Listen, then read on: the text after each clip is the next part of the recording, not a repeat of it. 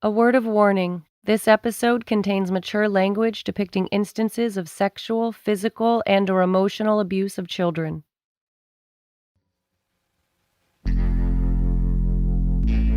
Bela's back with that same drive and enthusiasm that served him well in years past. Nadia Comaneci, Mary Lou Retton, Kim Zmeskal.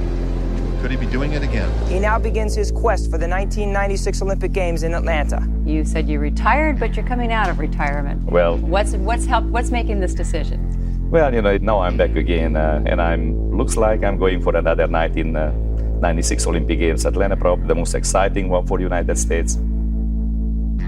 In spite of all of the heat you've taken in the past couple of years, in spite of all that, you sound like you're happy to be back. I'm happy to be back, honestly. This is episode 4, Home Games.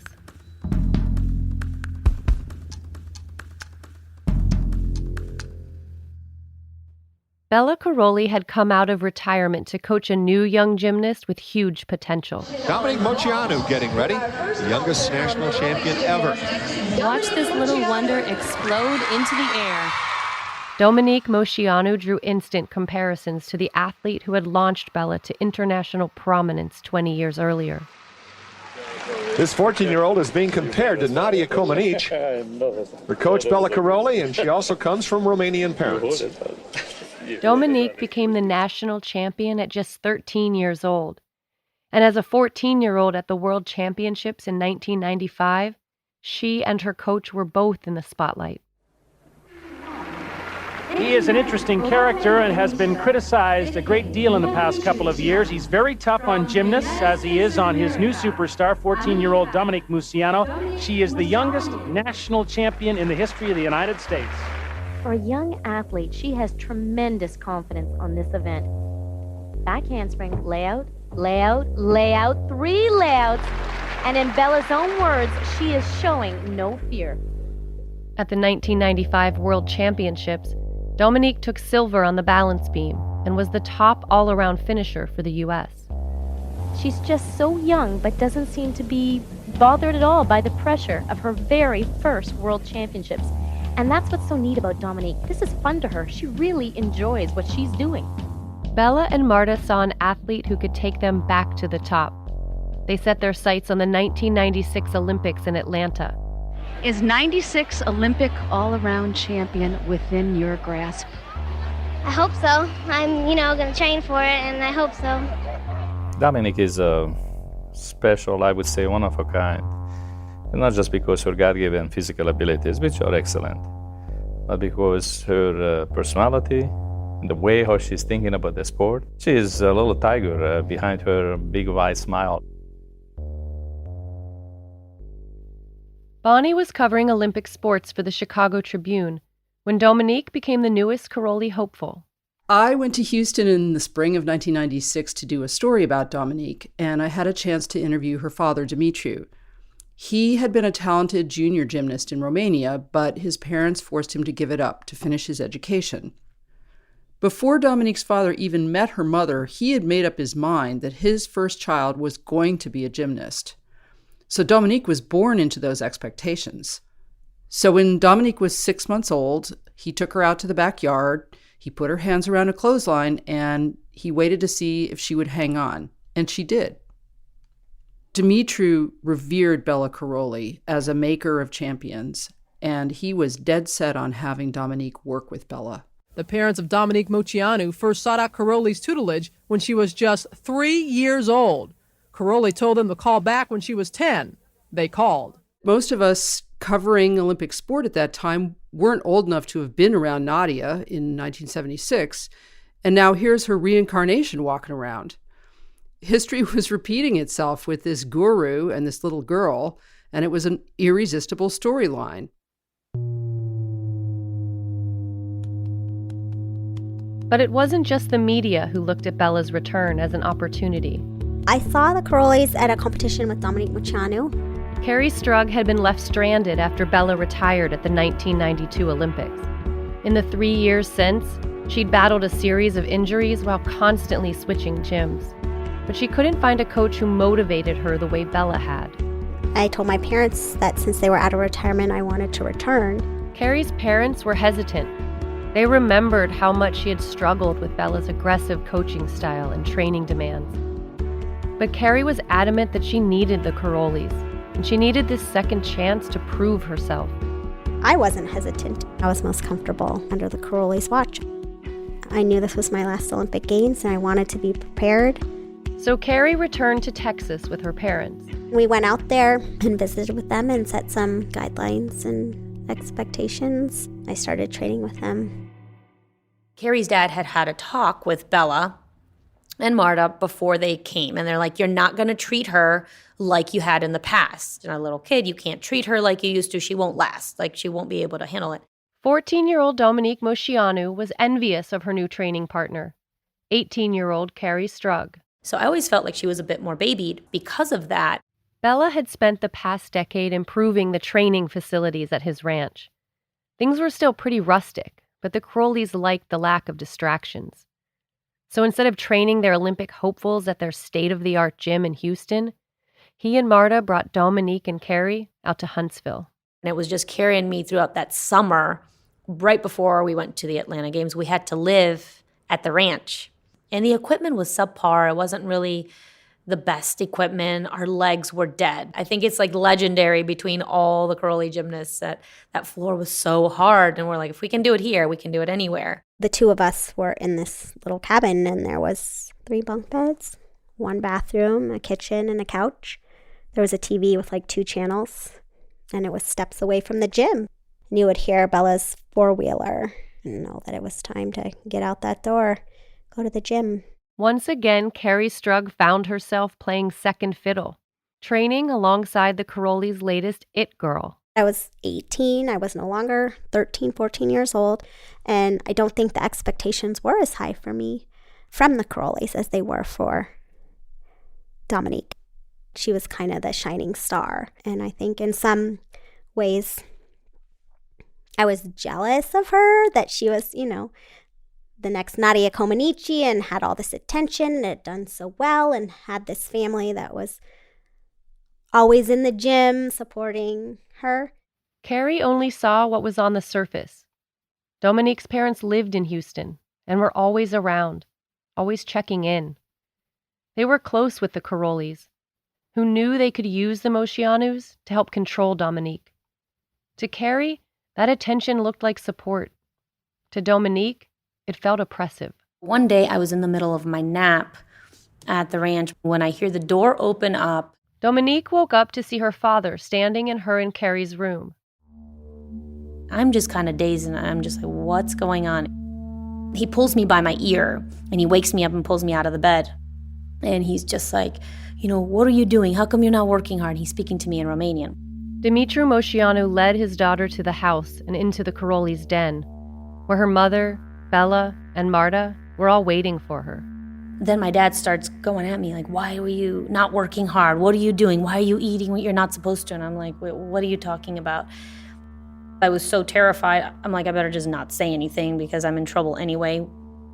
And all of a sudden, out of the blue, he hit me across my cheek really, really hard in front of Martha and Bela. I remember just holding my cheek, and I was trying to be tough, but I felt mortified and humiliated. Martha had this look of satisfaction on her face, like, good for you. And it was like she was happy that I was being punished. It's like she enjoyed the moment. I started welling up with tears in my eyes, and I don't even say a word, and I just feel so horrible about myself in this moment. But I eventually put 2 and 2 together, and I was like, oh, it's because they found candy and they wanted to get me in trouble with my dad. Dominique's aunt, knowing the Karolys searched her bags for food, had given her a teddy bear, and inside the bear, she'd hidden a few of Dominique's favorite candies. It was just some fun kid stuff. I mean, Twizzlers, gum, and Mentos. It's not the end of the world. At that moment, everything turned dark for me. My parents did sneak me things here and there when I really needed them. Hers did not. I knew if I said, I've had enough, I'm done with this, go give me that ice cream sundae, my parents would have gotten it for me. She didn't have that option. Dominique had no reprieve. just the weight of expectations. And on top of all that, she was training through the pain of a stress fracture in her shin. We could never say I'm hurt. It was a sign of weakness to Marta. She would make you feel like you're faking it. And Bela, too. I mean, you could not say I'm hurting to them. They wouldn't believe you. Kerri Strug was also training through an injury, a sore ankle that twinged with every landing. The two athletes had more in common than they realized, but they were too busy being envious of each other to notice. Kerri, on her way to her second Olympic Games, yearned for someone to pay attention and treat her like a serious contender, while Dominique would have given anything to escape the constant pressure from the adults around her. Is she what gymnastics can be, what it will be? Dominique Moceanu, molded by the coach of champions, Bela Caroli, and already counted as the sport's future.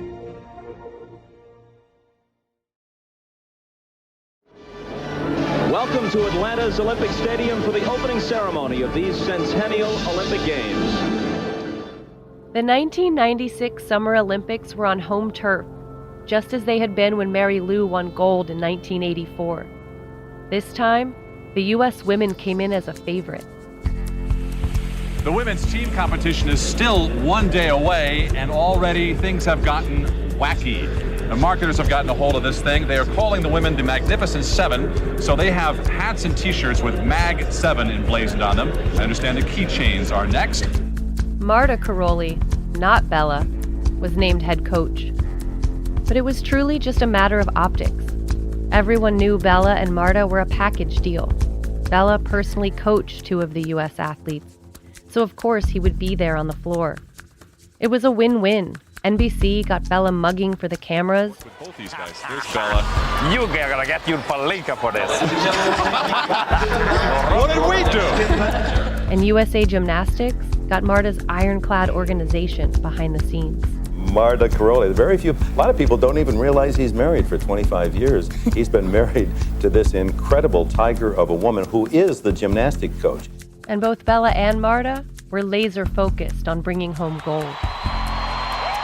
And you are hearing the U.S. team being announced to this crowd who are on their feet. Going into the Georgia Dome, it was amazing in terms of, you just saw the sea of red, white, and blue. There was all the flashes. Everybody is just chanting, cheering for USA when we come out. There's so much enthusiasm and electricity. That excitement all centered on whether or not the Americans and the Carolis could finally beat the Russians. Back here with the United States marching to their next rotation, the standings will show you that they are firmly established in gold medal position. And everybody was, high-fiving and hugging. Team USA was on a roll. Our quest for Olympic gold was really going to come to fruition. Next up, Dominique Moceanu, 14 years old in the Olympic Games. Balance beam can be the make or break point on a team's quest for gold. It's just 4 inches wide, 4 feet off the ground. There is no room for error. And there was an incredible amount of pressure on Dominique to put up a big score. We have a microphone on Bela Caroli, her coach. I want you to hear it. And tight, nice height. Yes! Yes! I remember just being so relieved because I nailed it. I nailed everything, and I stuck the dismount.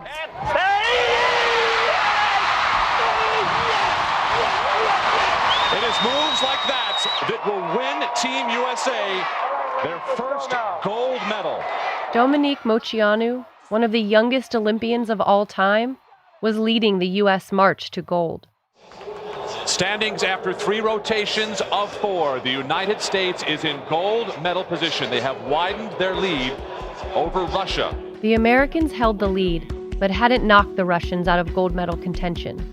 On the final rotation, the U.S. moved to the vault. They each get 2 vaults. They will take the higher score, of course. This is J.C. Phelps, 9.662. Amy Chow's second vault. I think Shannon's going to be trying an easier vault. Not be in the 9.8 range, but Dominique Dawes is next. Awesome Dawson. The first 4 vaults were solid, But they still needed one more great score to clinch a victory. It all came down to the last two gymnasts in the rotation, Dominique Moceanu and Kerri Strug. Dominique stood at the start of the vaulting runway. Her right leg, the one with the stress fracture, was heavily taped. I remember there being so much chaos right before I went for my vault. Bela wanted the sting mat taken out. I wanted it in. A sting mat is what it sounds like, a 2-inch extra layer of padding that helps cushion the landing. That's what I practiced on. Why would you change it when I'm vaulting? When you don't have it exactly the way you trained, it starts to mess with your head a little bit. I'd never done it without a sting mat. He's waving his arms. He's like, no, and hollering some things and trying to communicate with people 80 feet down the runway. And I'm about to go, and I have almost a panic attack inside. Here's the situation now. If Dominique Moceanu gets a 9-7-4-3,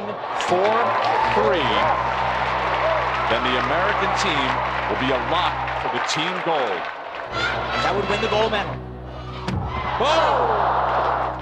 Dominique fell on her first vault. The crowd was stunned. She walked back to the start of the runway to make her second attempt. Bela's trying to holler some things over the divider, but what he's saying is not even making sense. It's like animated for camera's sake, but not for me. It wasn't helpful to me. To win the team gold, here we go. No! The same thing. Dominique fell a second time. Well, this is amazing. I just remember my feet slipping from under me and my mouth was again, oh shoot. Like I thought I was gonna be in so much trouble. I was like, I don't even want to go face my coaches. Like, I just want to crawl under the floor right now and die. I was stunned. She was supposed to be the next Nadia Comaneci. This girl really could handle the pressure usually. Yeah, I remember walking off the podium. I didn't want to even make eye contact with Marta Karolyi. And she grabs me by the back of my neck. When I walk off the podium, she's like, too bad, nah. My heart just sank when she said that because I knew she was saying, you know, you basically are worthless.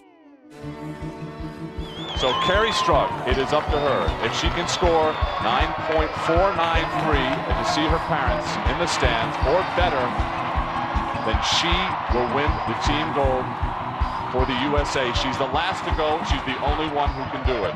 There was a reason why I was last in the lineup. There was very high expectations.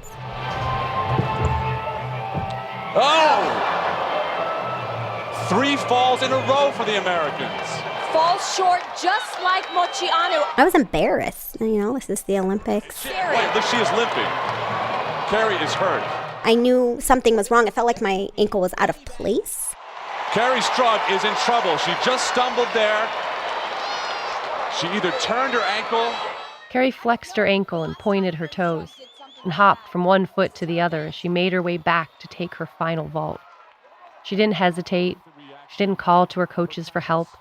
And so there was no consultation with Bela, Marta, or the medical staff.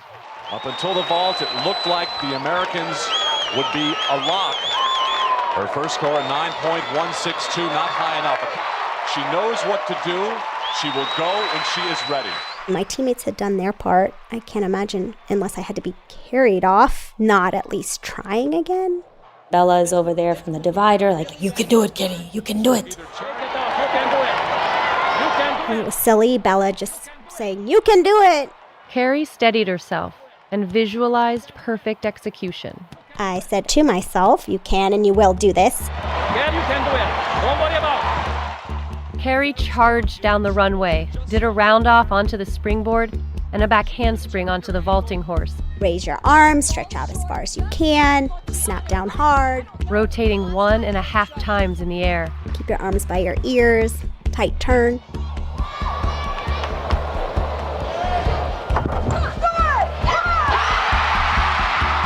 And stuck the landing. Immediately, she lifted her left leg and raised her arms overhead to salute the judges. Her head, she finished the vault. Standing on one leg. I didn't plan on lifting the leg up and hopping off. I mean, it was all just instinctual. The pain was too great for my leg to be down. And then down to the floor she goes, like grabbing her ankle and wincing in some serious amount of pain. Kerri Strug is hurt. She is hurt badly. As Kerri sank to her hands and knees on the mat, the crowd rose to its feet. We have got to find out if she's a 9-7-1-2. She has done it. Kerri Strug has won the gold medal for the United States team. The crowd then erupts again. It reminds us that, yeah, the score's up there on the board. We're on top, and we won. And the team is like, yay! Are we supposed to be happy because she's hurt? Are we allowed to celebrate? The Georgia Dome is all at once in pandemonium, and everyone in this place is worried about Kerri Strug. Marta Karolyi and a female trainer helped Kerri off the competition floor, where 33-year-old Larry Nassar was waiting. He had just been appointed the National Medical Coordinator for USA Gymnastics. And it was honestly just chaos at that point. There's people throwing, flowers at us, and I remember everybody being excited behind the curtain as we were, preparing to march out for the award ceremony. The U.S. team was about to walk out onto the Olympic podium, but Kerri was still in a room behind the competition area getting medical attention. Bela came in screaming, "They're going to do the award ceremony, you got to come, you got to come." Geza Pozar was one of the few people allowed backstage. He had choreographed the floor routines for Kerri and every member of the Magnificent Seven. Bela comes in, picking up Kerri like that and taking her out. I was laying on a stretcher, and he just came in and scooped me up, and then we went down to the floor, and the girls were already lined up. Bela carried his star gymnast to the podium, beaming the whole time. Kerri looked both stoic and helpless. She had tears in her eyes and was in obvious pain. Her left leg, wrapped in a temporary cast, stuck out at an awkward angle. And I remember Bela whispering to me, "This is your moment, enjoy it, Kerri." Enjoy it very much. Enjoy it. Enjoy it. You deserve it. You deserve it. Because I was the type of kid who had a hard time just letting go of everything else and being in the moment, and he knew that. The TV audience saw a paternal gesture, a coach caring for his injured champion. Bela knew what he was doing. That picture was all over in every single newspaper and next day in the morning. That picture was millions of dollars. Tomorrow, Kerri Strug will be on the cover of every newspaper in the world. That was natural Bela, He wanted to be the one to get recognition before the athletes got recognition.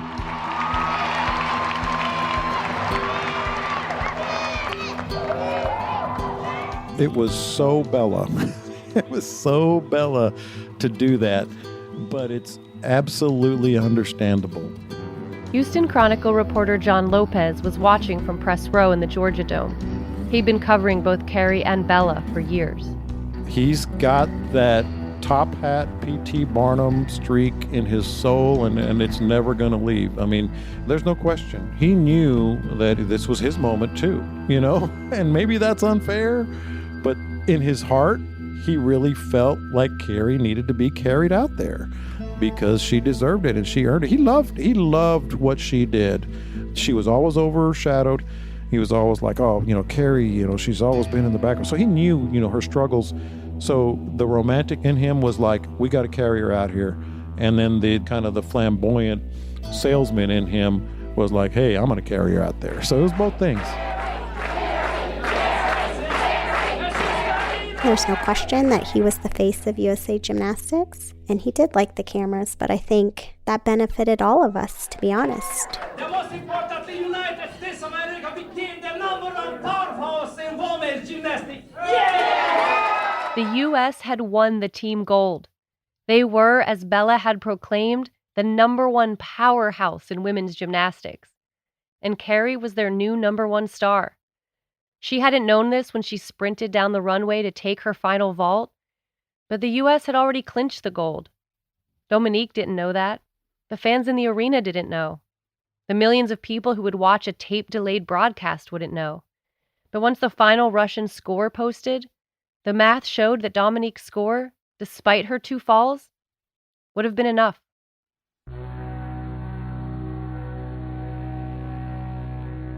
I was so sad. I was just like, I don't think I made my dad proud. I just feel like, what's my dad going to say about my faults? Instead of being proud of all she'd done to help secure the team gold, 14-year-old Dominique Moceanu felt like a failure. The girl who fell twice. It was, like Marta and Bela completely forgot that I existed. And they didn't care because I couldn't land that vault. And somehow I was weaker in their minds. For the first 2 days of competition, Bela and Marta were all in on their star. Then, in the space of a few minutes, they had tossed her aside. They didn't even say goodbye to me at the Olympics. They just left. It was like the end, and it was just like abandonment.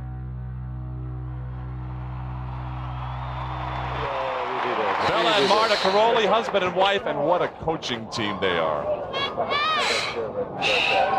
The last time. Yes. Last time for gold. Yes. Oh, what? 20 years ago, a big one, no big one. 20 years ago, the big one, that was when Nadia won gold.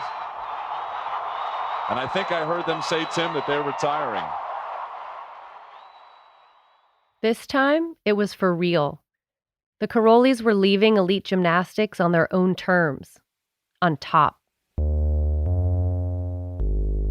They were selling their Houston gym and moving full-time to the ranch, where they would continue to host summer camps and travel to coach at clinics.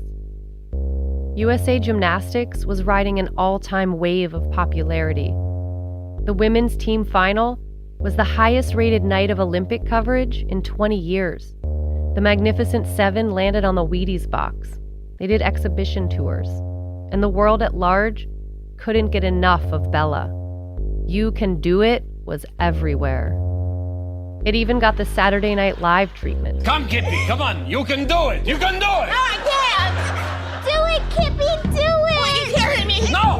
Kippy, listen to me. You can do it. Shake it off, Kippy. Shake it off. I can't concentrate when you yell at me. Shake it off. Shake it off. Shake it off. Shake it off. I'm okay. USA. Okay. Bela Karolyi was big time. It's hard to imagine any gymnastics coach ever again having that kind of impact. The stars would all have to align, for anyone to match what he did. Bela was synonymous with the sport going into 96. He was bigger than the sport coming out. You can do it. That is Bela Karolyi.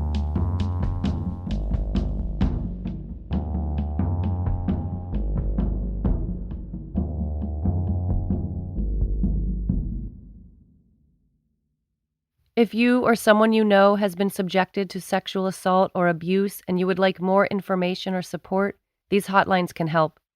RAINN's 24/7 confidential national sexual assault hotline, 1-800-656-4673, or ChildHelp, 1-800-422-4453.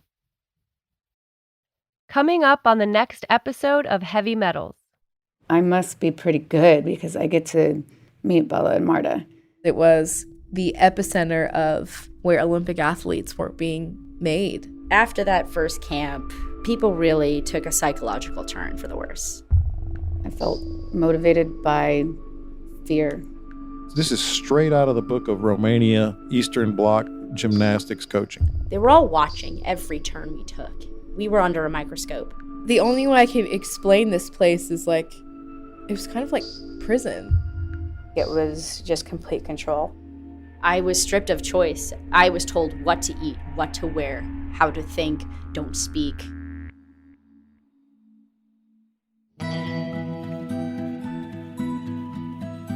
Heavy Metals was reported by me, Alyssa Ronick, and Bonnie Ford. Producers Andrew Mombo and Meredith Hodnott. Senior producer Julia Lowry Henderson. Executive producers Libby Geist and Aaron Leiden. Mix engineering and sound design by Mitra Kaboli. Production management and licensing Luis Argianis, Kath Sankey, and Jennifer Thorpe. Production assistants Riley Bloom, Gus Navarro, Samantha Dowd, and Trevor Gill. Original music by Ian Koss. Executive producers for ESPN Connor Schell, Rob King, and Allison Overholt. This podcast was developed by Jenna Anthony and Adam Newhouse, with help from Jody Avergan. Additional production support from Amy Van Dusen and Eve Wolf. Archival producer, Juliana Branham. John Mastro Berardino provided fact-checking. Terry Langford did legal research. ESPN Audio, Tom Ricks, Megan Judge, Pete Giannassini, and Ryan Granner. Special thanks to Jenna Janovi and Elaine Tang, Jolene Van Vute, and the production teams at ESPN LA and ESPN New York. This season of 30 for 30 podcasts was produced in association with ESPNW.